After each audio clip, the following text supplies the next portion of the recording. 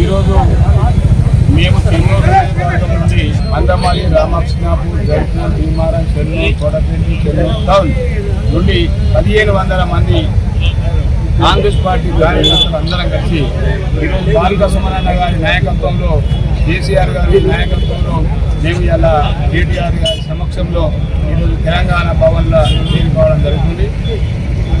మిత్రులారా, తెలంగాణ ప్రజలారా, చెన్నూరు నియోజకవర్గ ప్రజలారా అందరికీ కూడా నేను చేతులెత్తి తలవంచి నమస్కరిస్తా ఉన్నా. ఈ నిర్ణయం తీసుకోవడానికి మీ అందరికీ తెలిసినటువంటి విషయమే. గత ఎన్నికలలో అతి తక్కువ రోజులలోనే వివేక్ వెంకటస్వామి గారు మమ్మల్ని నమ్మించి మమ్మల్ని వంచడం జరిగింది. తక్కువ సమయం ఉన్నప్పటికీ కూడా కాంగ్రెస్ పార్టీ శ్రేణులందరూ సీనియర్ జూనియర్ అనకుండా గ్రామ గ్రామాన తిరిగి పల్లె తిరిగి బలోపేతం చేసి 23 రోజులలోనే 36,000 మా లీడ్ చేసినటువంటి చరిత్ర చెన్నూరు నియోజకవర్గ ప్రజలకి దక్కింది. అందులో ఆనాడిచ్చినటువంటి వివేక్ గారు సొంత మినీపూర్తి పెట్టడం జరిగింది. రాజిరెడ్డి గారు మా కాంగ్రెస్ పార్టీ శ్రేణులందరికీ కూడా చెప్పాలని ఆనాడు చెప్పిన మాట 45,000 ఉద్యోగాలు ఈ తెలంగాణలో ఉన్నటువంటి చెన్నూరు నియోజకవర్గంలో నిత్యాంగ యువతకు నేను ఉద్యోగాలు కల్పిస్తా, చెన్నూరులో ఒక సిరామిక్స్ ఫ్యాక్టరీ పెడతా, అదేవిధంగా ఇంకెన్నో ఫ్యాక్టరీలు పెడతా అని చెప్పడం జరిగింది. నిరుద్యోగులకు ఉద్యోగాలు వస్తాయని మేము ఆనాడు నమ్మడం జరిగింది. వారిని నమ్మినటువంటి సందర్భంలో మమ్మల్ని వంచిన సందర్భంలో, అదే కాకుండా ఏదైతే గత ప్రభుత్వం చేసినటువంటి ఎన్నో అభివృద్ధి కార్యక్రమాలు చేయడం జరిగింది, అవి అసంపూర్తిగానే మిగిలిపోయినాయి.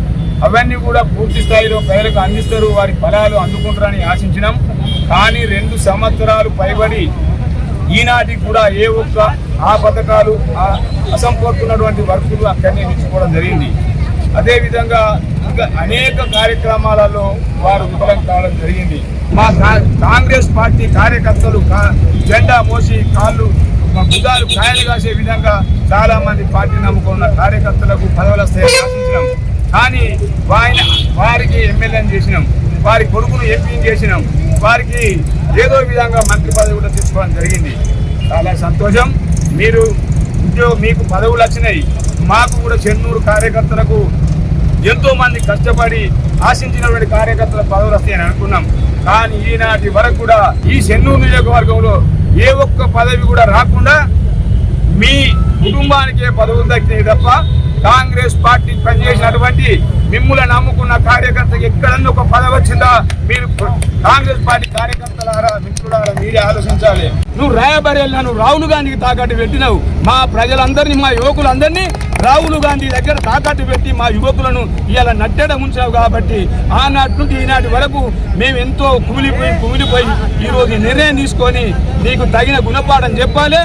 ఏదైతే 36,000 మెజార్టీ ఏ విధంగా మా కాంగ్రెస్ పార్టీ శ్రేణులందరూ కలిసి ఈ చెన్నూరు నియోజకవర్గ ప్రజలు ఈరోజు మీకు ఇచ్చినటువంటి అంతకన్నా రెట్టింపు నిన్ను ఓడగొట్టకపోతే మేము కాంగ్రెస్ పార్టీ నుంచి వెళ్ళిపోయి ఈరోజు తెలంగాణ భవన్లో కేటీఆర్ సమక్షంలో భారీ రెట్టింపుతోటి నీకు తగిన గుణపాఠం చెప్తాం, రిటర్న్ గిఫ్ట్ ఇస్తామని కూడా మా కార్యకర్తలు ఏ విధంగా అయితే ఈరోజు భంగపడ్డారో వాళ్ళందరినీ భుజాన మీద వేసుకొని కాంగ్రెస్ పార్టీ నుండి వెళ్ళిపోయి ఈరోజు తెలంగాణ కేసీఆర్ గారి, సుమనన్న గారి నాయకత్వంలో ఈరోజు తెలంగాణ జెండా, ఇలా మున్సిపల్ జెండా ఎగిరేస్తామని ఈ కాంగ్రెస్ పార్టీ అవమానపడ్డ కార్యకర్తలందరినీ